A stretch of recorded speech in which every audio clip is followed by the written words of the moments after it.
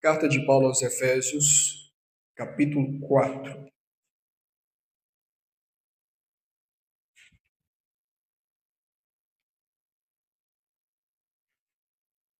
Carta de Paulo aos Efésios, capítulo 4. Vamos fazer a leitura do verso 3 até o verso 6. Todos acharam? Quem achou, diga amém. Vamos lá. Efésios, capítulo 4, versos 3 a 6. Diz assim a palavra do Senhor: esforçando-vos diligentemente por preservar a unidade do Espírito no vínculo da paz. Há somente um corpo e um Espírito, como também fostes chamados numa só esperança da vossa vocação. Há um só Senhor, uma só fé, um só batismo, um só Deus e Pai de todos, que é sobre todos e age por meio de todos e também está em todos. Amém? Vamos orar e pedir ao Senhor que possa falar conosco através desse texto. Nós temos algumas aplicações práticas, algumas informações imprescindíveis nesse texto aqui para o nosso ensinamento e para a nossa edificação. Oremos. Senhor, nós mais uma vez nos colocamos diante da sua presença e bendizemos o teu nome. Queremos, ó Pai, nos humilhar diante de ti. A tua palavra foi lida neste momento. Portanto, nós pedimos que o Senhor fale aos nossos corações. Não aquilo que queremos ouvir, mas aquilo que precisamos ouvir da sua presença. Que todas as vozes se calem neste momento e que somente a sua palavra possa ser anunciada, pronunciada, exposta, ensinada e também aplicada em nossos corações. Nós oramos para que este sermão seja para nos conformar à imagem do seu Filho Jesus, ao ponto de sermos mais parecidos contigo. Esse é o nosso desejo, é o nosso propósito nessa noite, em nome de Jesus. Amém. Graças a Deus. Meus queridos, nós estamos trabalhando ao longo de alguns meses a carta de Paulo aos Efésios. E nós chegamos na parte prática da carta aos Efésios. A carta de Paulo aos Efésios, ela tem 6 capítulos. E em todos os 6 capítulos desta carta, nós encontramos lições importantíssimas a respeito de doutrina e também de prática da doutrina. Nos capítulos 1, capítulo 2 e capítulo 3, nós encontramos a doutrina, o ensinamento, aquilo que Paulo ensinou à igreja de Éfeso para que eles pudessem praticar na igreja local e na vida cotidiana.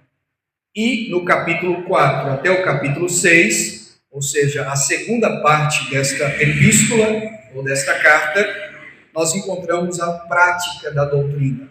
É muito interessante a didática desta carta, porque os 3 primeiros capítulos Paulo expõe a doutrina e os 3 últimos capítulos Paulo aplica a doutrina. Paulo mostra de forma sublime e também prática a respeito de como viver a doutrina ensinada, como viver a prática do ensinamento.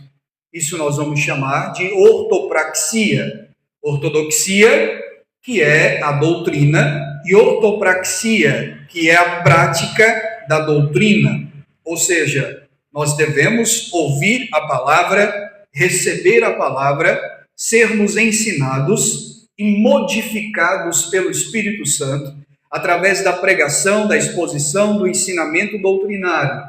Mas, ao mesmo tempo, nós precisamos ser fiéis ao Senhor através desta palavra, ao ponto de sermos transformados por ela, ao ponto dessa palavra se tornar prática diária da nossa vida. Como nós vimos no sermão anterior, o apóstolo Paulo vai mostrar que é necessário nós vivermos de modo digno desse evangelho pregado, ensinado e aplicado a nós, cristãos genuínos em Cristo. E como resultado de todo o esforço doutrinário, de todo o arcabouço doutrinário, Paulo ele destaca a importância de nós vivermos em união, a importância de nós vivermos em unidade. Isso aqui é sugestivo, porque o apóstolo Paulo, quando escreveu esta carta, ele estava preso na primeira prisão em Roma, e ele recebe notícias de que a igreja de Éfeso estava angustiada, estava angustiante a respeito da sua prisão. Ele então escreve esta carta para acautelar esses irmãos, para acalentar esses irmãos, para trazer consolo ao coração desses irmãos, para que eles perseverassem na doutrina, porque tudo aquilo que acontecera seria para confirmar o progresso do Evangelho através da vida e do ministério do maior apóstolo do Novo Testamento, o maior bandeirante do cristianismo, apóstolo dos gentios, que é o apóstolo Paulo. E aqui no capítulo 4, do verso 3 até o verso 6, que é a parte que nós estamos trabalhando hoje, o apóstolo Paulo vai alertar-nos acerca de como viver a unidade da igreja. Paulo vai mostrar como manter a unidade da igreja de Cristo. Como a igreja de Cristo, ela é una. Como a igreja de Cristo, ela é católica. A palavra católico significa único, universal. Ou seja, o apóstolo Paulo resgata aqui a catolicidade da igreja. O fato da igreja ser una. Não perceba que eu não estou dizendo o católico romano, mas estou dizendo católico no sentido etimológico da expressão. A igreja de Cristo, única em todo o universo, única em todo o mundo. Ou seja, a igreja invisível, que também é visível, ela é una, ela é apenas uma, porque só existe um corpo, e esse corpo é a igreja de Cristo, a igreja de Cristo Jesus. E o apóstolo Paulo aqui, a partir dos versos 3 até o verso 6, vai destacar os elementos essenciais que vão manter esta igreja como una, que vão manter esta igreja como uma igreja única, como uma igreja verdadeira.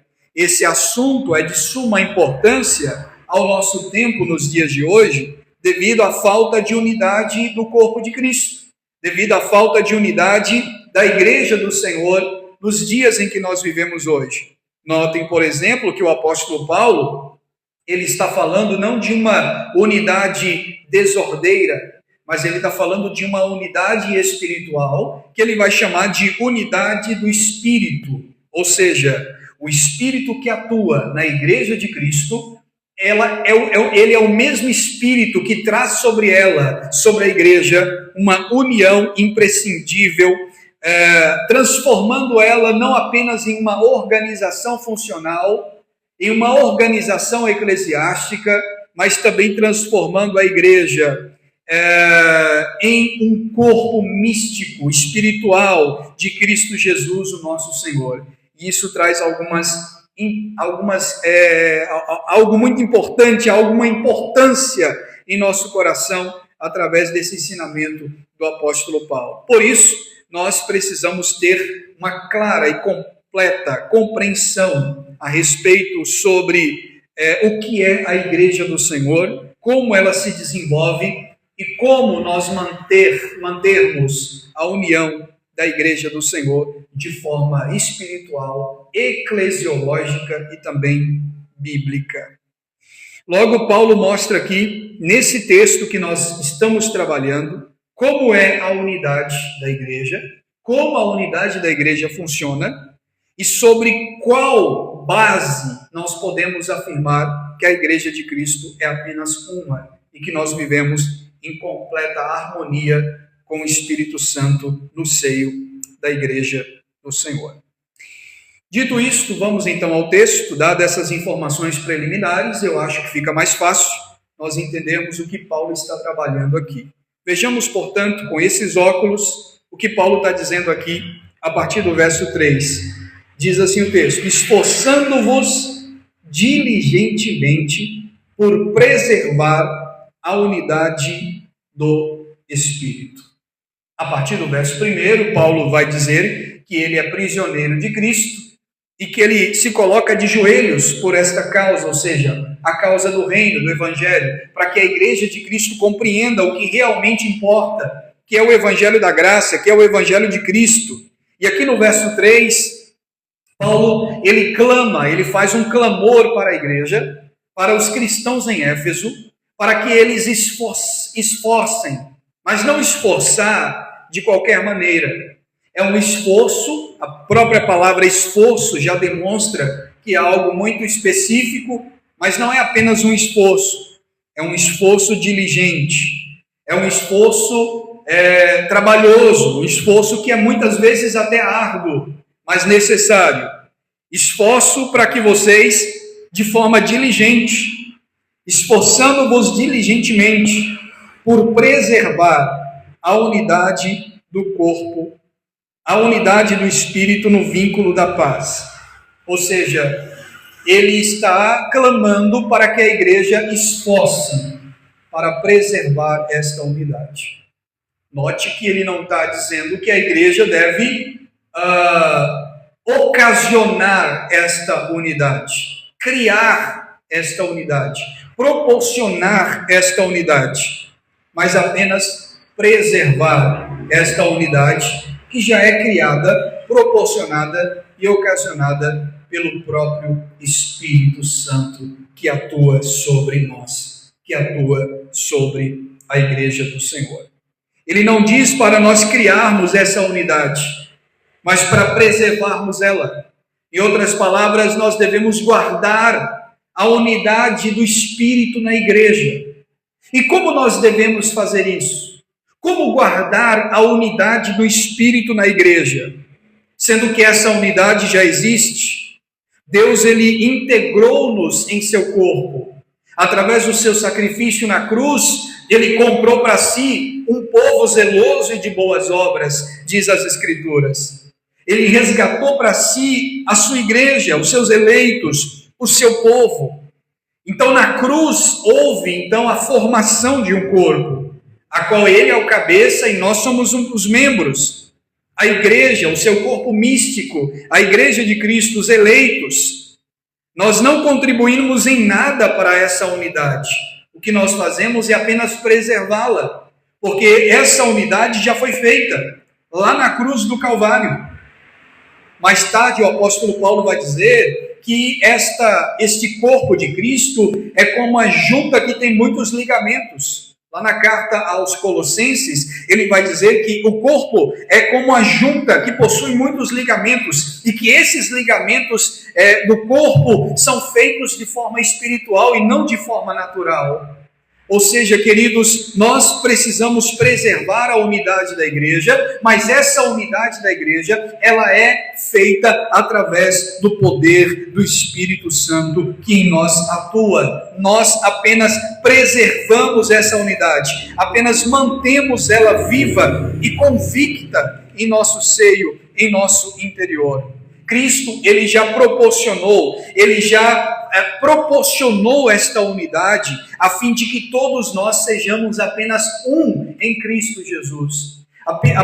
Para que todos nós sejamos apenas um corpo formado através do sacrifício de Cristo na cruz do Calvário. Ele já proporcionou. Hoje nós apenas preservamos esta unidade. De que maneira nós preservamos isso? Em segundo lugar, nós preservamos essa unidade através do próprio poder que em nós atua, que é o poder do Espírito Santo, que é o poder de Deus. Por conta própria, nós não conseguimos fazer isso, mas porque atua em nós o Espírito Santo. É isso que ele diz, por exemplo, a partir do verso 4. Há somente um corpo e um Espírito, como também fostes chamados numa só esperança da vossa vocação. Ou seja, esse corpo, ele é apenas um, ligado por um Espírito, que também é apenas um. E depois ele vai mostrar os elementos desse corpo que estão atuando nesse corpo, que é a fé e também o batismo, que também é unidade, que também é um. Ou seja, todas estas coisas não são várias coisas sucessivas, é apenas um corpo, um Espírito, uma só fé, uma só comunhão e um só batismo. Ou seja, Deus sempre trabalha a unidade do seu povo através de forma espiritual e de forma gloriosa, expressas na prática cristã, demonstrando-se ser cristãos verdadeiros no mundo, ser igreja verdadeira no mundo. Nós demonstramos esta unidade de forma prática e de forma espiritual. No capítulo 2, por exemplo, Paulo vai dizer que Cristo, quando ele foi à cruz, ele derrubou a parede de separação que separava judeus de gentios, de tal maneira que agora nós, que somos gentios, estamos aproximados através da cruz de Cristo, juntamente com os judeus, e a igreja de Cristo, ela é feita tanto de judeus quanto de gentios, mostrando esta unidade. Deus não tem dois corpos, Deus não tem dois povos, Deus tem apenas um povo, e esse povo é o seu corpo, é a sua igreja, que é feita tanto de judeus quanto de gentios.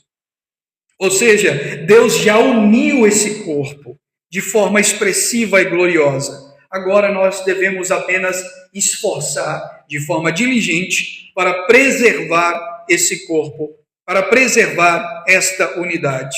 E como nós fazemos isso? Paulo diz aqui no verso 4, vivendo e vendo junto com as nossas diferenças, olhando para a cruz, olhando para Cristo, de acordo com a nossa perseverança, suportando uns aos outros, como ele diz, a partir do verso 1 desse mesmo capítulo, que é o capítulo de número 4. Portanto, meus irmãos, de forma prática, Paulo nos ensina aqui como nós iremos manter esta unidade. Como nós iremos manter esta unidade do Espírito. Com pelo menos 3 pontos importantes. Em primeiro lugar, nós devemos manter esta unidade através de suportar uns aos outros. Olha comigo lá em cima, no verso de número 2, ele diz assim: com toda longanimidade, humildade, mansidão, suportando-vos uns aos outros em amor. O capítulo 4, ele está tratando de forma prática de como nós, a igreja, devemos manter a unidade cristã. E, em primeiro lugar, nós mantemos a unidade de Cristo no corpo através de suportar uns aos outros. Mas não é suportar de qualquer forma, é suportar em amor. Não é suportar do tipo assim, olha, você é diferente de mim, eu não te suporto, mas eu preciso te suportar e fazer cara feia. Não, é suportar amando. É suportar em amor. Você é diferente de mim, mas eu o amo. Eu o amo porque em mim atua o amor de Cristo. Isso é isso que Paulo está nos ensinando quando ele diz, com toda mansidão, longanimidade e humildade. A palavra longânimo significa longo ânimo. O que é longanimidade? É pessoas que têm um longo ânimo. Já viu aquelas pessoas que demoram para ficar nervosa? Aquelas pessoas que demoram para se irar? Aquelas pessoas que pode pisar no calo dela, ela pode até ficar nervosa, mas isso vai demorar. Vai ter que fazer muita coisa para essa pessoa ficar irada. Essa pessoa é longânima. Já tem pessoas que o pavio é curto, não pisa no meu calo porque eu não levo desaforo para casa. Essa pessoa não tem longanimidade. E se não tem longanimidade, não faz parte do corpo de Cristo, porque longanimidade é um dos frutos do Espírito para que nós possamos manter a unidade da igreja de Cristo. Então veja vocês como a doutrina se torna prática na vida de Paulo, no ensinamento de Paulo e no seio da igreja de Cristo, e como isso é útil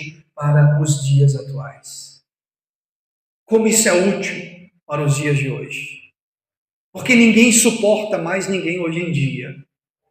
As pessoas estão insuportáveis. As pessoas estão intolerantes demais. Não se tolera mais qualquer coisa. Não se leva mais desaforo. Tudo hoje é processo judicial. Falou de mim, eu processo. Falou de mim, é cadeia, é processo, tem que pagar pelo que fez. Não se leva mais o prejuízo. Não se leva mais o prejuízo por amor ao reino, por amor ao evangelho. Paulo vai trabalhar isso também para a igreja de Corinto, quando cristãos levavam uns aos outros aos tribunais, porque não se suportavam. E veja como isso é imprescindível para os dias de hoje. Para mantermos a unidade da igreja no espírito, nós precisamos suportar uns aos outros, mas suportar em amor. Suportar as nossas diferenças. Notem vocês que eu não estou dizendo aqui tolerarmos heresias, tolerarmos falsos ensinamentos. O apóstolo Paulo foi um fiel combatente de heresias e de falsos ensinos, chamando falsos mestres de cães. Se hoje a gente às vezes pega duro com falsos mestres, Paulo chamava eles de cães gulosos. E chamar alguém de cão naquela cultura era algo muito pesado. João Batista chamava-os de raça de víboras. Jesus chamava-os de sepulcros caiados. Pessoas que acobertavam todo tipo de erros e heresias entre os fariseus. Vejam vocês que é uma diferença muito grande entre suportar as pessoas em seus temperamentos, em suas vidas pessoais, na igreja, com suportar falsos ensinamentos. Se nós fizermos uma lida lá em Apocalipse, nós veremos que uma das igrejas da Ásia Menor, ela suportava um falso ensinamento, 2 falsos ensinamentos, 2 falsas doutrinas. Uma chamada doutrina de Jezabel e a outra chamada doutrina de Balaão. Eles não praticavam essas doutrinas, eles suportavam essas doutrinas e Deus escreve a elas dizendo: tenho contra ti que vocês suportam, que vocês acobertam essas falsas doutrinas entre vocês. Vejam só. Então, suportar uns aos outros aqui é totalmente diferente. Não é estar de acordo com o falso ensino, mas é suportar em amor, com humildade, se necessário, mansidão, longanimidade. Paulo diz que isso trará unidade espiritual para a igreja. Isso será maravilhoso, porque unidade aqui, meus irmãos, também não é uniformidade. Unidade não é todos pensando da mesma maneira. É necessário que haja pensamentos diferentes até para nos confrontarmos naquilo que nós estamos dizendo e falando. Unidade não é uniformidade, não é todo mundo semelhante, vestindo a mesma roupa, falando a mesma palavra e pensando a mesma coisa, porque isso seria uma espécie de uma seita. Mas unidade é todos trabalhando em um só propósito, o reino de Deus. Quer cantar, quer pregar, tudo fazendo para a glória de Deus, com pensamento bíblico, cristocêntrico, de forma valiosa, gloriosa e maravilhosa. Então veja que Paulo está dizendo que nós devemos manter a unidade da igreja através do Espírito. É muitas vezes dizer: eu não concordo, mas eu respeito seu ponto de vista. Eu respeito sua visão, por amor a Cristo. E isso é tolerar uns aos outros. Em vez de ficar cogitando outras coisas que não têm absolutamente nada a ver com o reino, nada a ver com o evangelho, nós suportamos uns aos outros. Porque nós somos uma reunião de pessoas imperfeitas. Nós somos uma reunião de hipócritas. O teólogo John MacArthur, ele diz uma frase muito interessante. Tem pessoas que dizem assim: eu não congrego na igreja porque tem muitos hipócritas lá. Então eu digo para elas: venha, cabe mais um, tem lugar para mais um. Ou seja, Nós somos uma reunião de hipócritas, sim, mas que estamos buscando a verdade do reino. Uma reunião de imperfeitos, por isso a ordem é suportar uns aos outros. E é preciso humildade para isso. O soberbo, ele não consegue congregar. O soberbo, ele não consegue suportar.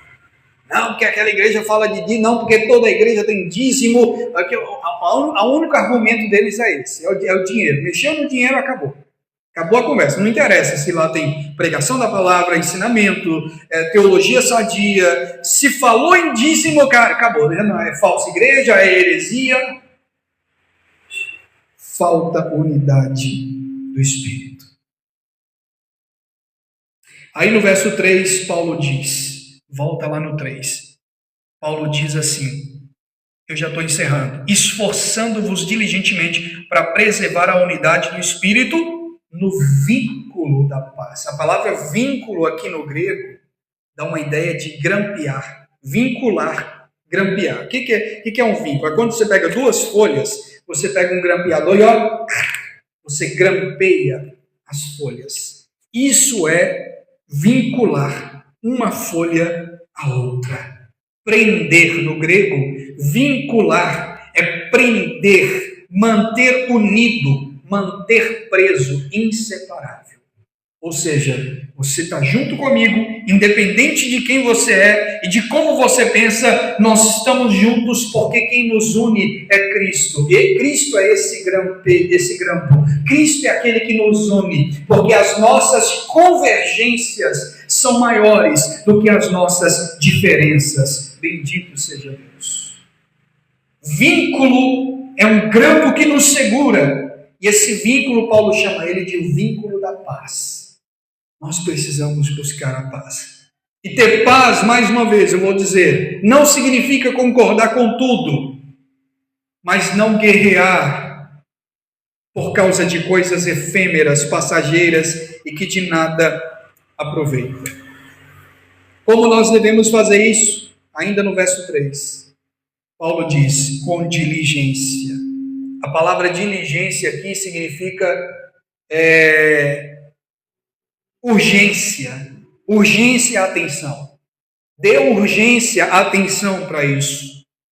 Seja claro, seja objetivo, seja exigente, mas também tolerante em amor. Isso é ter diligência para a unidade da igreja.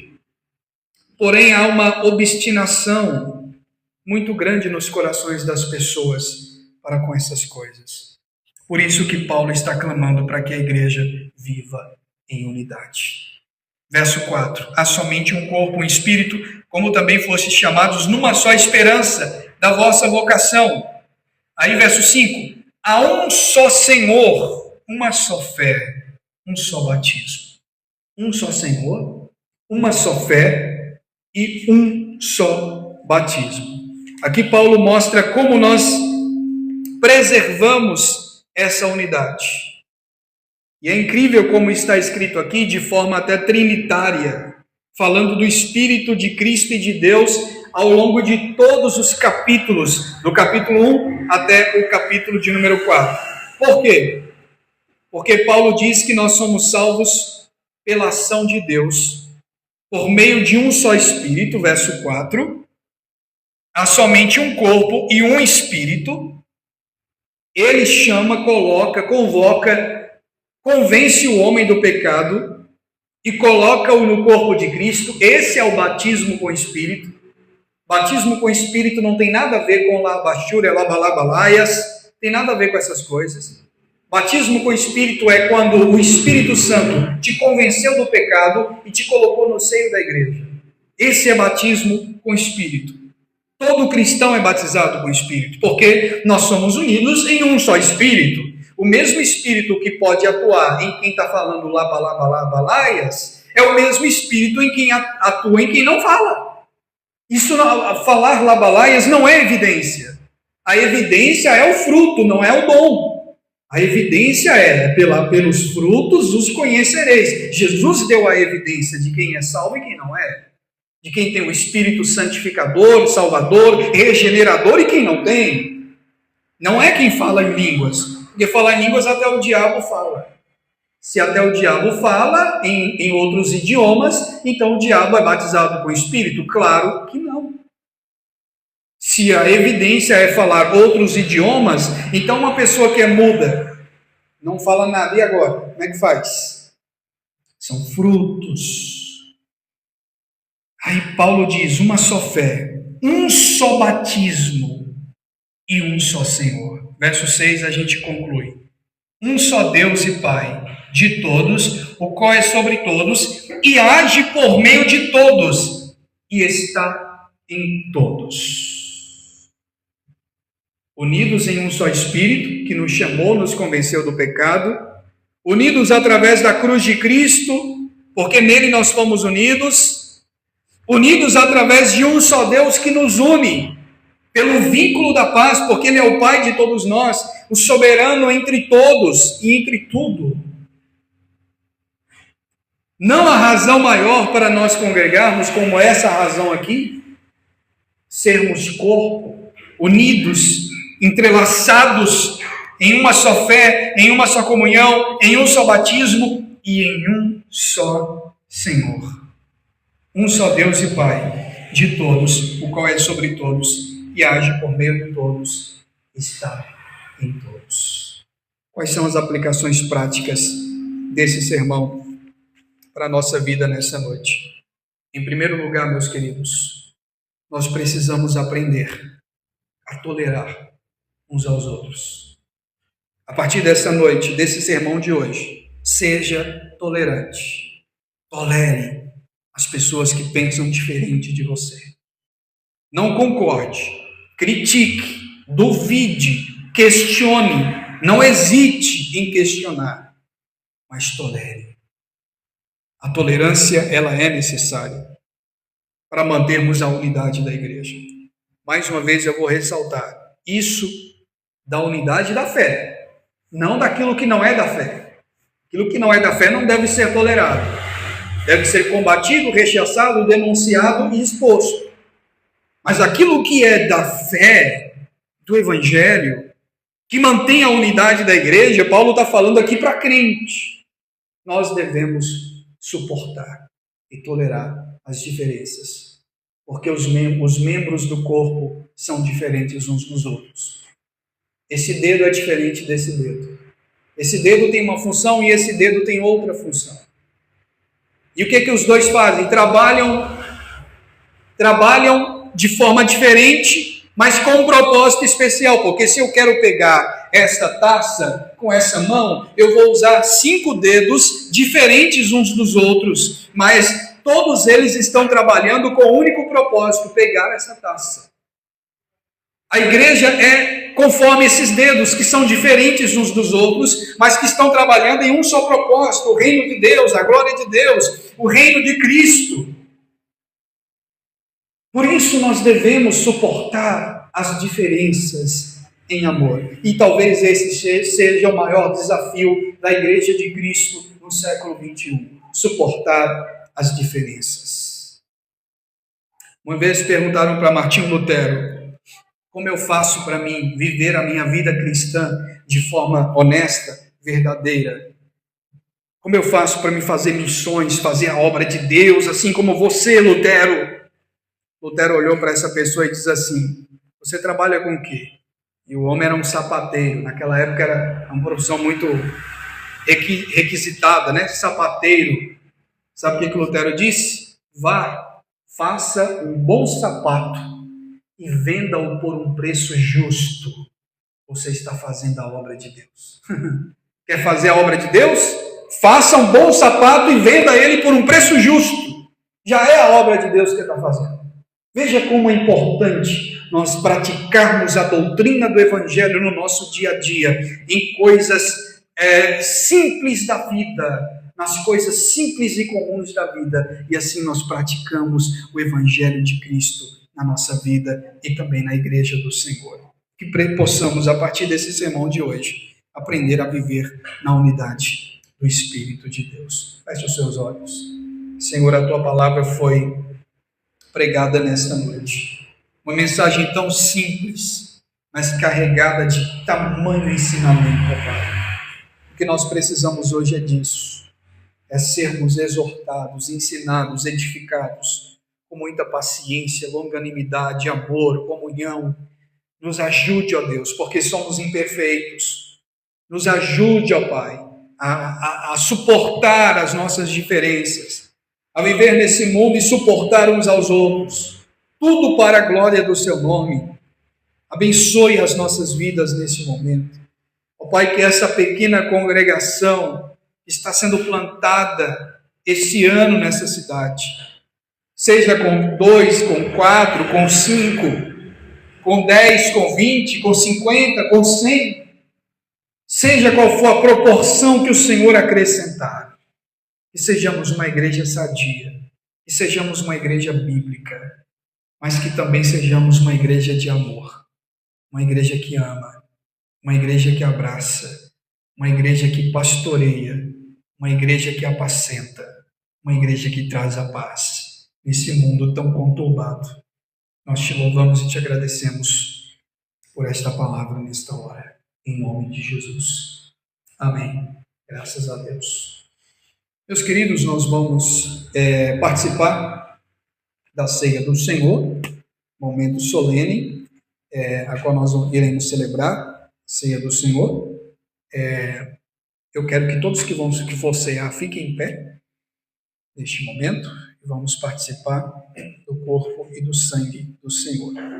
A Bíblia diz que a ceia do Senhor, ela é de suma importância.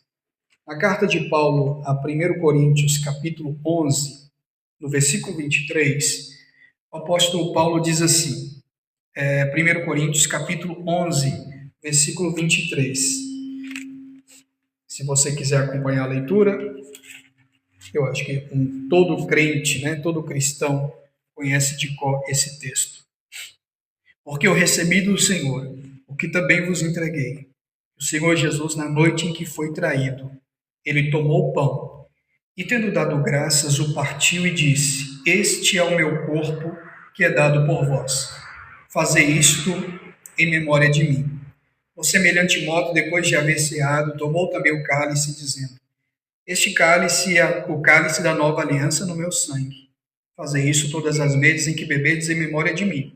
Porque todas as vezes em que comerdes o pão e beberdes o cálice, anunciais a morte do Senhor até que ele venha. Por isso, aquele que comer do pão e beber do cálice do Senhor indignamente, será réu do corpo e do sangue do Senhor. Examine-se, pois, o homem a si mesmo, e assim coma do pão e beba do cálice. Pois quem come e bebe sem discernir o corpo, come e bebe juízo para si. Eis a razão porque há muitos fracos e doentes e não poucos dos que dormem. Amém? Nós vamos neste momento orar e apresentar ao Senhor esse momento solene da ceia do Senhor. Vou pedir, querido presbítero Adriano, que está aqui conosco, para fazer esta oração aqui para a gente, enquanto a gente prepara aqui esses elementos. Amém? Fique à vontade, presbítero. Pode orar aqui na frente, por favor. Fique à vontade. Mas, Senhor, irmãos, boa noite. Senhor Deus, diante de Ti nós estamos e apresentamos ao Senhor este momento tão maravilhoso, que é participar do Teu corpo e do Teu sangue. Eu peço ao Senhor, em nome de Jesus, que o Senhor nos abençoe neste momento, que o Senhor tenha misericórdia de nós, que o Senhor perdoe as nossas falhas, perdoe nossos erros, os pecados, Pai, que cometemos, sejam eles limpos pelo sangue de Cristo. Espírito Santo, toma neste momento na Tua presença. Toma cada um de nós que estamos aqui, Pai. E nós te agradecemos, Senhor, por este presente, estar em Tua presença, estar nessa casa de oração, onde a Sua palavra é exposta, onde o Seu poder e a Sua glória atuam de uma maneira sobrenatural. Espírito Santo, fique conosco e nos ajude para a glória do nome do Senhor Jesus Cristo.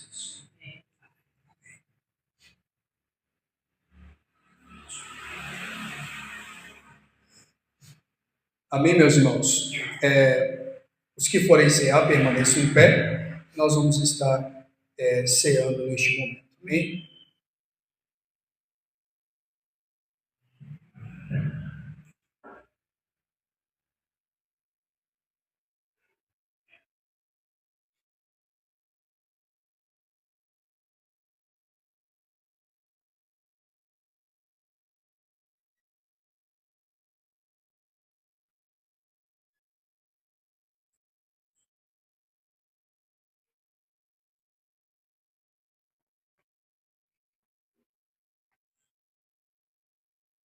Levante o cálice e o pão que neste momento representa e simboliza o corpo e o sangue de Cristo. Com muita alegria, com muita paz, comunhão, nós vamos juntos comer do pão e beber do cálice. Nós vamos comer juntos, tanto o pão quanto o cálice, juntos ao mesmo tempo, em uma só fé, em uma só comunhão, em um só batismo, exaltando ao Senhor. Podemos comer do pão e beber do cálice neste momento.